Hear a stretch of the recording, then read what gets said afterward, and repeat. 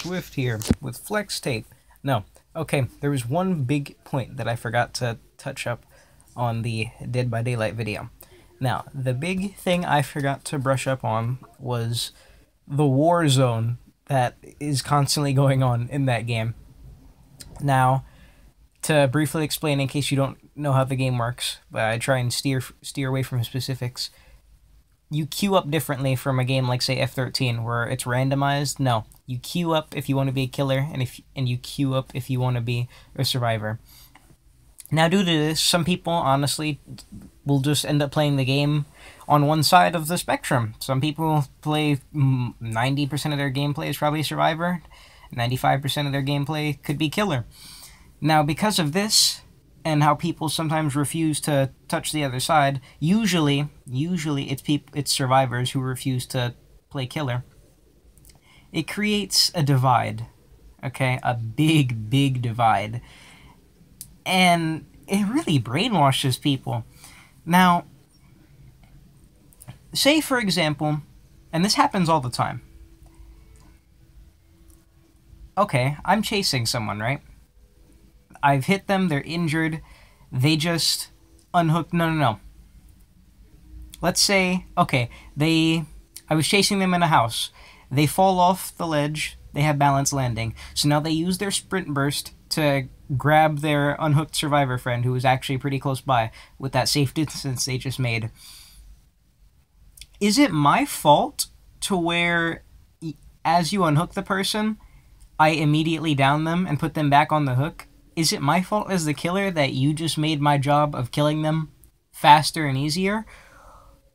Or is it the survivor's fault for saving their friend at an inopportune time to get their points? Or having some stupid plan that clearly didn't work because they didn't block them or anything. Most of the time they don't even try. See, stupid mindsets like that are the big problem in that game. Survivors will blame everything the killer does on the killer. None of the faults are made by them or their friends. That's the problem. They do not know how to... They don't realize that the problem is within them and not the killers most of the time. Because admittedly, sometimes, face camping and whatnot, that's just unenjoyable for both parties. Well, usually for one, if you're face camping, I hope you're enjoying what you're doing. But it's moments like that that really make me confused as to why you're placing the blame on me instead of berating your stupid teammate. Hey, why'd you farm me? Hey, why'd you save me and then not protect me? Why didn't you eat the hit for me so I could have lasted like a couple seconds longer? Stuff like that is why that game's community has gone nowhere. And they just can't agree on anything, and it's just constantly been back and forth and back and forth and back and forth.